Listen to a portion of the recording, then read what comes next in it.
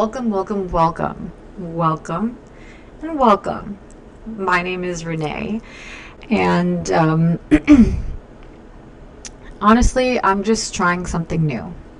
I have just literally always been passionate about emotions and feelings. Like, if you ask my friends, my favorite thing to do is just to sit on the couch and just talk about how we feel, talk about like the meaning of things. So I've just been passionate about this, and I think it honestly started when I got into my self-care journey about 2 years ago, and it was such a hard place to start. I honestly didn't even know that I was starting that journey until I noticed changes in me, my perspective on things, um, feeling emotions like I didn't before.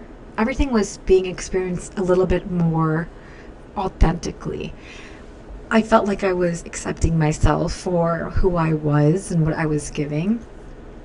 And I think that there was this barrier between me and myself before kind of entering this journey. And I would say that I was a pretty anxious person before and after my self care journey, and have gone through various episodes of depression of myself.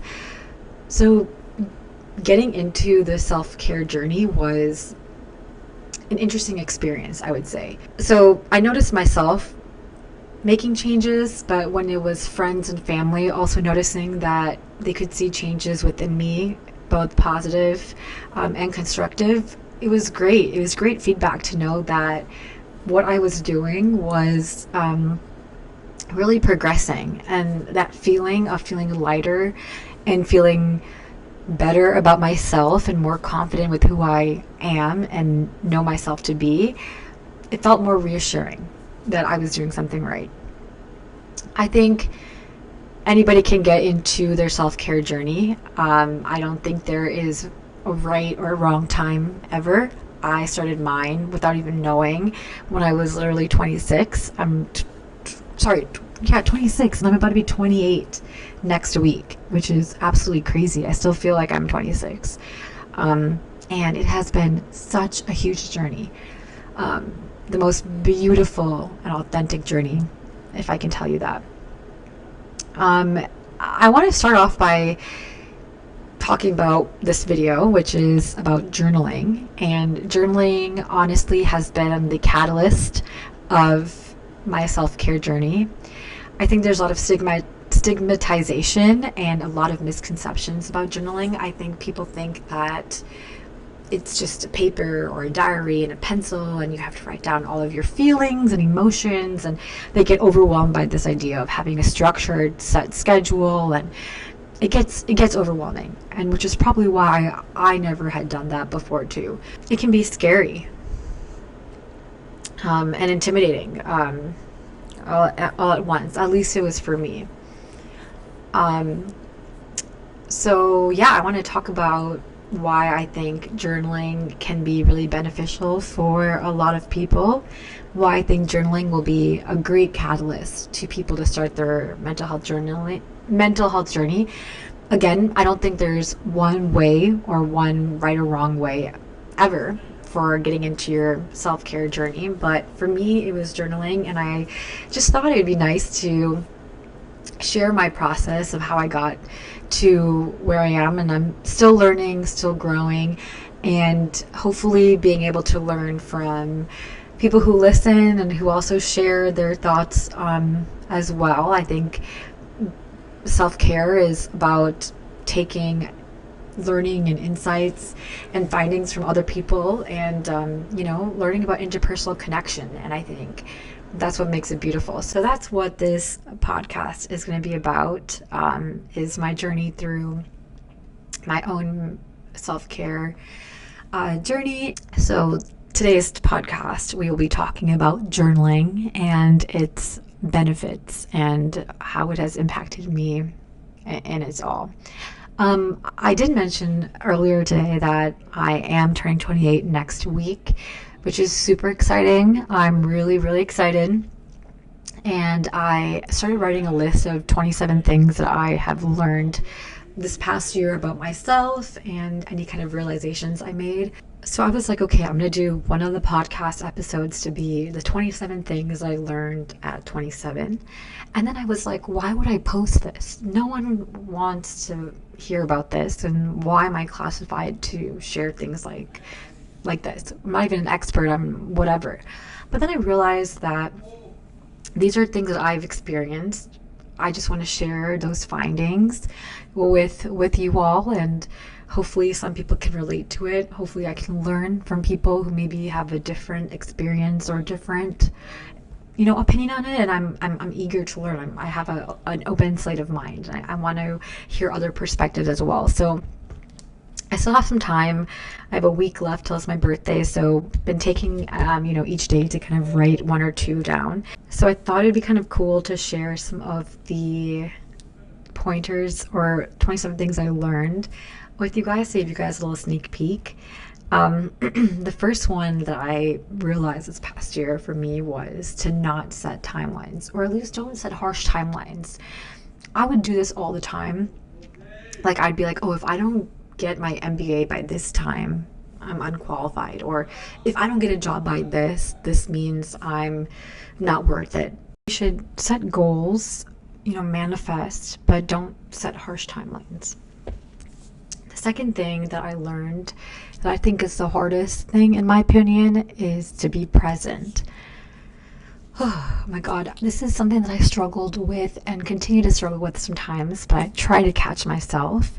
I feel like I constantly am so nostalgic about the past and so willing and excited about the future. Like, I'm so anxious about it in a good way. And then I forget about the present until it becomes a memory. And at that point, am I ever truly living in the present? So this past year, I've been learning the importance of that. I was in Phoenix this past weekend, and people were literally on their phones at restaurants, forgetting to make those connections and be in the present. And I think that sometimes we think that we connect with people on social media or text messaging and stuff like that, which is great. But sometimes if you're in the present with that person, you'll never get that moment or those seconds again. So I think sometimes we need to take that time to just step back and think, where am I? Will these memories or moments ever come again? And foster those connections and build that presence, that we've been constantly longing for. Last thing I want to talk about is that this past year I learned that no emotions are bad emotions. Whew. And that was something that I did not know before.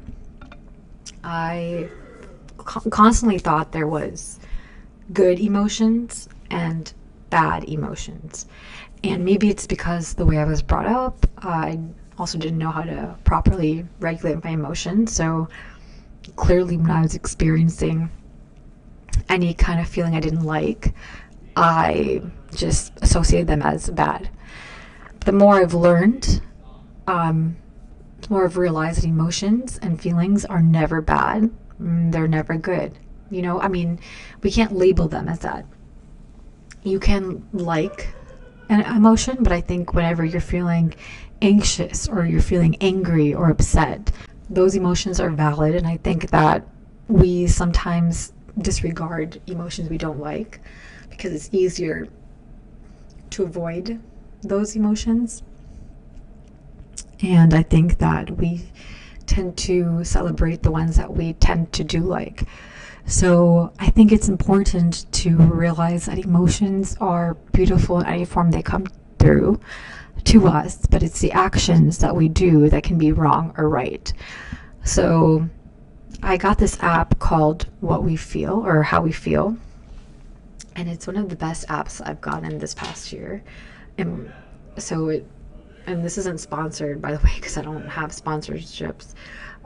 It will ask you like how you're doing, and then it has like this quadrant of different feelings or emotions, which is super cool. and you can basically just choose the emotion that you feel. And what's cool about this app is that they have so many different emotions. I started going to therapy when I was and started having a job, and it just didn't help me. It wasn't something that interested me or something that was effective for me. I just didn't, it was hard for me to open up to people in general, and it was hard for me to trust someone who I was paying a lot of money to, who just didn't know me. I was like, how can I open up to you about things that I'm going through? You don't even know who I am. I feel like, how can you understand me? I was doubting the whole process. And I think it's also because I didn't know myself and I had a barrier. And again, I'm not trying to doubt therapy by any means. I think it's so effective. It has helped me in a lot of ways. And I think right now, if anything, it would help me the most to remove the barrier between me and myself a little bit more, so I can like better communicate how I feel towards a therapist. But at the time, I feel like I didn't even know what I was feeling or know who I was. I was still trying to put a facade out to people saying, I'm good, but I kind of struggle with this, or I was trying to be someone who I wasn't. So this got me into journaling. My best friend / roommate at the time kind of saw that I was struggling to communicate how I felt. I was kind of locking myself in with my emotions. She was noticing me kind of becoming more depressed, and she was trying to help. She talked about journaling to me and how it has helped her. She noticed a lot of benefits to her for herself in college when she started. And I had never journaled before. I was scared about privacy. What if someone opens my diary? What if they see it? What if they see my intrusive thoughts, my inner thoughts? I don't know how to explain it to them. And I only had done 1 line a day. Now I know that's journaling, but at the time I was like, I've only just done 1 line a day. What is the time? What is, I didn't even know where to start. So she kind of talked me through it, and I got like a random Google Drive account, and I just wrote that day's date, and I just wrote everything that was on my mind. And I, honestly instantly felt so relieved, and I felt like more light headed in a great way, because I felt like whatever was like racing towards in my mind, it was like on that page. And I started feeling more addicted to that feeling of feeling more, light. And I would do that every day. I would set aside like 10 to 15 minutes to just write whatever was going on in my mind, and good things, bad things. And I noticed, like, after a couple months, I would start reflecting on old dates, and I would like start to notice patterns or behaviors of myself and make observations, do more research. Why am I doing this? Why was I acting like this? Did I like my behavior in these situations? What could I have improved? I started noticing a lot of self-growth and self-reflection while I was journaling, because I was literally writing data points in the future at that time, and I could observe authentic feelings and behaviors from my point of view. How real and how more truthful can you get with yourself than being the most vulnerable self that you can be to yourself, for that own self-improvement. So, I think for me, there are 3 benefits for journaling. 1, it was a tool for reflection. It gave me a safe space to let the thoughts in my mind be somewhere else that wasn't in my mind, and it let me grow in a lot of ways. I noticed that myself as a person was changing. My beliefs were still intact, but I was becoming more myself while I was journaling through the process. My friends and family also noticed a difference with who I was. I felt more myself throughout the later half of my journey. There's a lot of different journaling. I think a lot of people feel like it has to be just a paper and pencil, but like I do digital journaling. You can do video journaling, which I've tried a couple of times. You can do voice memos. You can make playlists to match your mood. You can track your emotions using how we feel apps, or there are a lot of different filled journal entries or journals that on Amazon or apps that can help you start your journaling process. And I would recommend this completely. I think journaling was a catalyst for me and my self-growth journey. And I think if nothing more, journaling will help you reflect. It gives you a safe space, and it also helps you grow in little ways, especially if you if you don't realize it, you will later on. Like at the moments, I didn't realize, but when I look back at myself 2 years ago, I feel like such a new and improved person. There are a lot of studies and benefits of journaling. In a study in Berkeley, they said journaling has been widely recognized for its numerous mental health benefits. Research indicates that expressive writing can lead to a significant reduction in mental health distress, including symptoms of depression and anxiety. For instance, a 2006 study found that individuals who journaled about their thoughts and feelings experienced notable decreases in depression, anxiety, and hostility, especially if they were initially experiencing high levels of distress. According to the NIH, too, there are a lot of benefits of reducing anxiety, PTSD, and depression, and they did a lot of cases on that. I think making sure that a safe space, journaling is giving you a safe space, but also making sure that your environment is safe. I like to do journaling in the morning because not only lets it release my anxiety or any kind of feelings I have before I start the day, it also lets me reflect on things about myself from the past, so I can learn about them as I progress in the future. I kind of also like to use my journal as like kind of like a playground. I can use it as like a flow chart of like when I'm thinking of ideas, because I can delete, I can experiment. It's really fun to just play around and kind of use it as my tool of choice. I think that journaling should have no harsh rules. It should never be do this, do that. You need to do it like this. Just find ways to express yourself. Find ways to let emotions and thoughts from your head go somewhere else. Because if you can track and if you can collect data currently with what you are now, each day you can just only get better. Because when I look back and see data points of myself, my thoughts, and my feelings, I just learn and I can grow from those, whether it be good or bad.